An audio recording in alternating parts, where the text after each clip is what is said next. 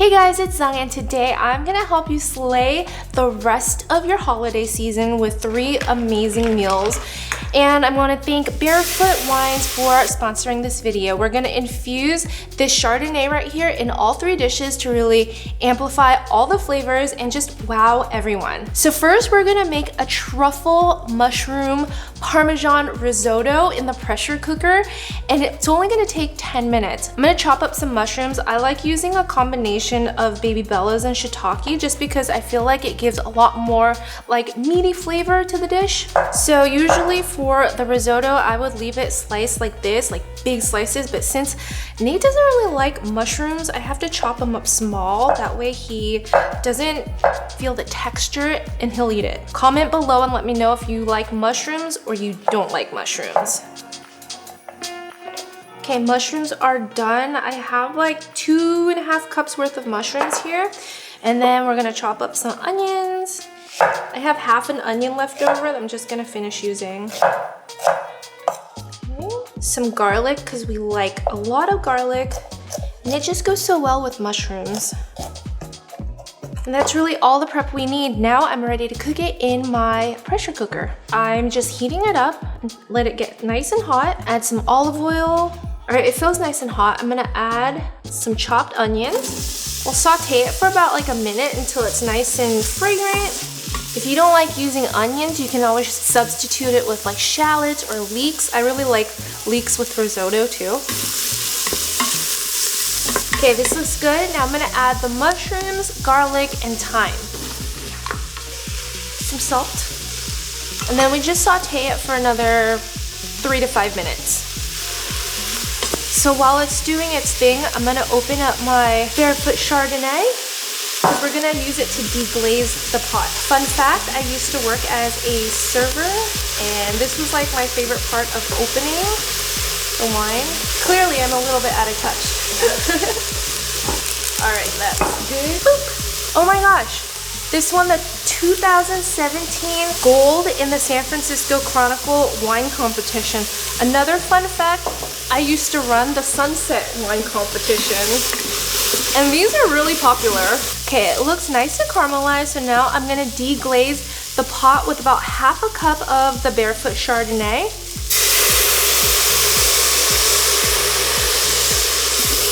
Now we're gonna pour in our arborio rice, which is the rice you need for risotto. Cook it up. Oh, it already smells so good. I'm gonna add another half cup of the Barefoot Chardonnay. And some broth. You can use chicken or vegetable, it's up to you. Final mix. I'm just making sure nothing kind of sticks to the side of the pot or at the bottom too much. Close up the lid. And then we're gonna set it on high pressure for 10 minutes. It's looking really good. Ooh, this is the perfect creamy consistency, but we're not done yet. I'm gonna add some Parmesan, stir it up. And then for our truffle oil component, a little bit goes a long way, so I'm only gonna add about half a teaspoon. If you want more, go ahead and add more, but I think this is good for us. Oh, cheesy.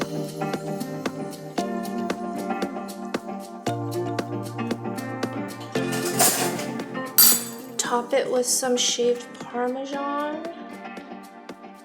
Sprinkle of chopped parsley. Got my nice chilled Barefoot Chardonnay. Let's give our truffle risotto a try. Nice and cheesy.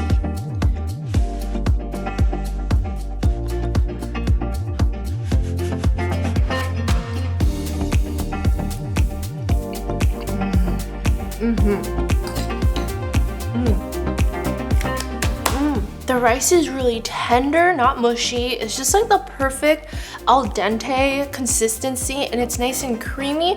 Usually when I make risotto on the stovetop, it takes me so long to keep stirring and adding liquid, stirring and adding liquid. Making it in the pressure cooker is just super fast, efficient, and easy. So this next one will for sure slay your holiday dinners. I'm making steamed clams with a lemongrass white wine coconut sauce. It's one of those fancy dishes that you usually only order at restaurants, but you won't believe how easy it is to make. So I have a large pot here. I'm just gonna add a little bit of olive oil and turn it up on like medium-high heat. So while it's heating up, I want to show you guys my lemongrass. I got like a whole stick of lemongrass and I'm going to cut it up into like a small piece like this. Use the whole stalk. And then what I like to do is just like really bruise it with something like a big wooden, the bottom of a wooden spoon like this, or if you have one of those meat tenderizer, that would be really useful too. But you just want to bruise it so it releases all of the aromas. For this big one, we can even cut it in half. Okay, this is hot, so now I'm gonna add my shallot. I've already cut it up. Kind of like onions, just stir fry it for like a minute to let it get really fragrant. This is when I also like to add the lemongrass to really infuse and like really start to open up the flavors.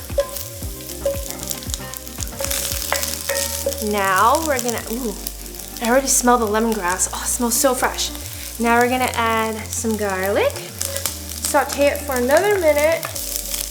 And then what we want to do is deglaze the pot with like a white wine lemongrass tea. That's what we're making. I'm using this Barefoot Chardonnay again, and it's nice because it has tempting flavors of green apples and peaches, hints of honey and vanilla to enhance a buttery dish. Like, I just feel like all those flavors will go really well with the lemongrass and the coconut. So add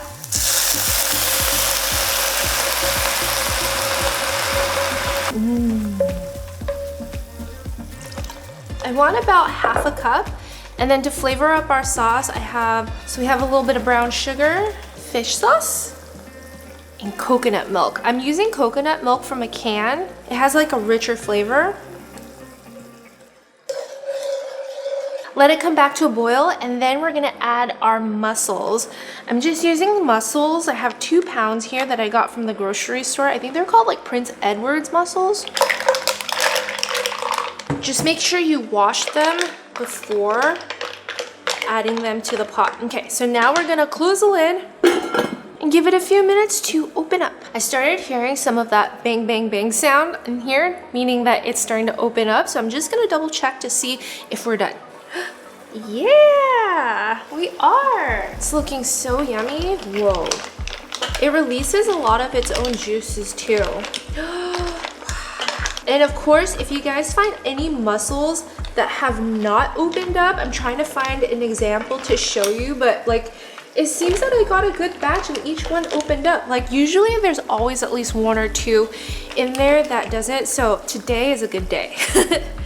Also, it's gonna be an awesome dish. So let me show you what I have here. We serve it with some toasted, like grilled bread like this, and I always like to add some cilantro for garnish. If you plan to serve it, you can even serve it straight out of a pan like this, and it look really beautiful, or just transfer it out to like a nice bowl or do it individually. But I also love to finish it off with some lime juice.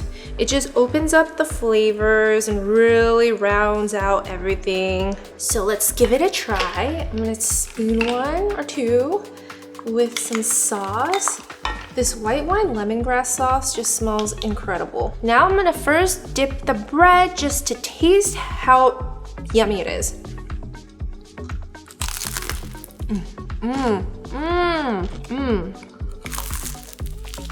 You get the lemongrass notes. It's very subtle. You can probably steep it and cook it a little bit longer if you want a lot more concentrated lemongrass flavor, but this one is just like perfumed, and the coconut flavors also shine through, and then it's heightened and elevated with the white wine, the Chardonnay here. Now let's try our mussels. This one is nice. Let's get some sauce in it too. This is one of those dishes where I only make during like fancy occasions, like special occasions, but it's so simple. I don't know why I don't make it more often. It's delicious. It's good. It's like impressive enough for a nice holiday meal, but it's also simple enough for like a weekday dinner if you're feeling fancy. This one is perfect enough to treat yourself for a weeknight meal. It's somewhere in between a shrimp scampi and a shrimp alfredo, but we're gonna call it a white wine butter garlic shrimp pasta. Yeah, that actually sounds really good. Okay, so first on my large pan, I'm gonna heat it to medium high, and then we're gonna melt some butter.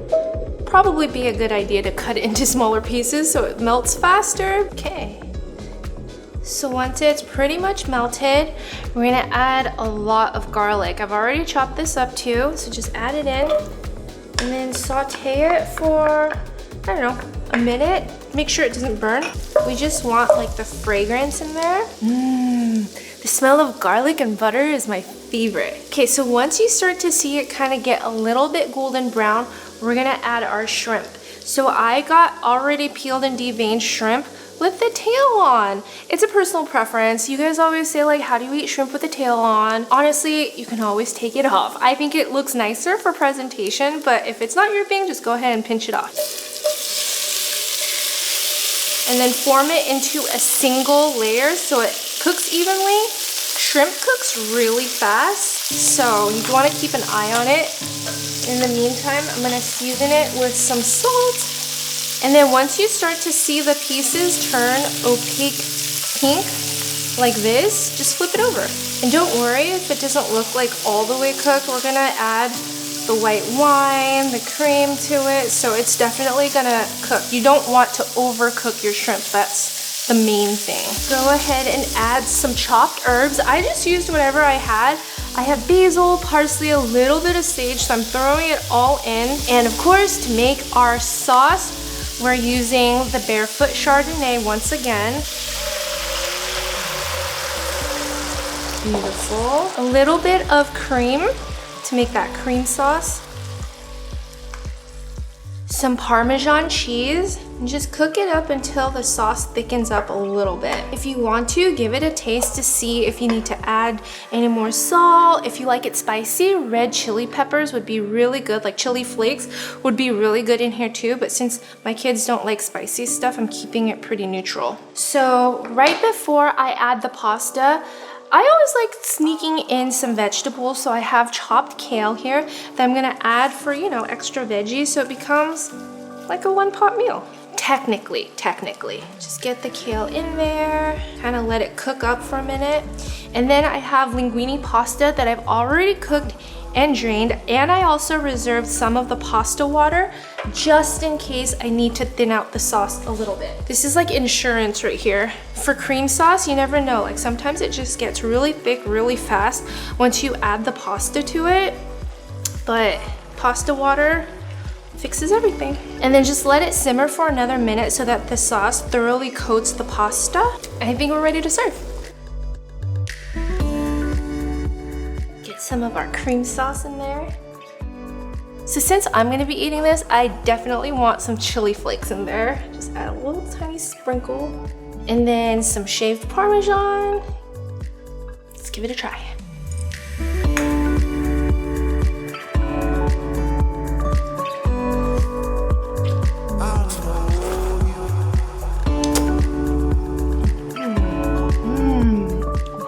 The sauce is really creamy, it's still very light, and I have to say, I really taste the notes of peaches coming through from our Barefoot Chardonnay. It is really good. Tender, juicy, garlicky. This is everything I love about a weeknight meal. It comes together fast, but you can still elevate it and really slay your dinner with some added Chardonnay from Barefoot Wines. Let me know in the comment section below which recipe you guys will be trying this holiday season to slay your dinner party or your party or just a meal for one. Thank you so much for watching. Give this video a thumbs up and don't forget to subscribe to my channel for more delicious recipes, and I will see you guys next time. Bye!